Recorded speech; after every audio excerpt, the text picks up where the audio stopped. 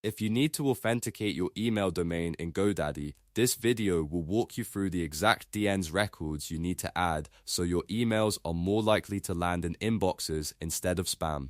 We'll cover SPF, DKIM, and DMARC in a simple step-by-step way, and I'll also show you how to verify everything after you save it.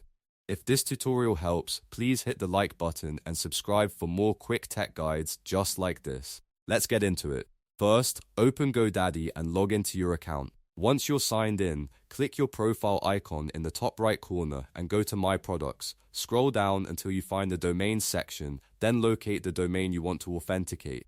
Next to that domain, click DNS. This takes you to the DNS management page where you can add the records needed for email authentication. Now let's start with SPF. SPF stands for Sender Policy Framework, and it tells mail servers which senders are allowed to send email for your domain.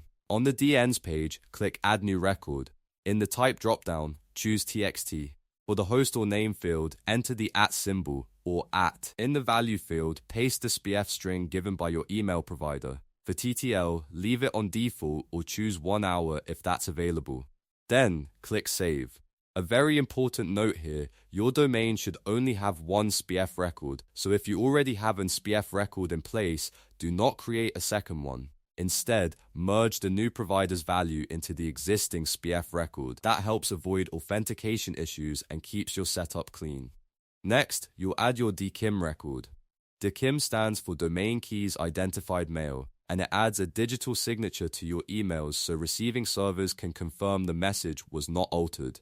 Depending on your email platform, DKIM may be a CNAME record or a TXT record. Click Add New Record again, then select the record type your provider gave you. In the host field, paste the selector key exactly as provided, such as google._domain key or leetsrv._domain key.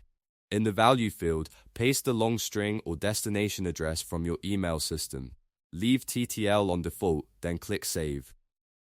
After that, it's time to add DMARC. DMARC helps tell receiving servers what to do if an email fails SPF or KIM checks. Once again, click Add New Record. Choose TXT as the type. In the host field, enter _DMARC. In the value field, paste your provider's DMARC record. If you just want basic monitoring, a simple starting policy is vCicler DMARC1, piece none.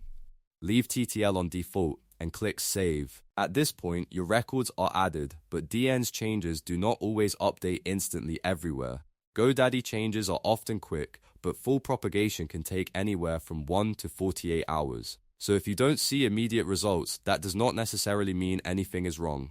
Give it some time, then check your email platform or DNS lookup tool to verify the records are live.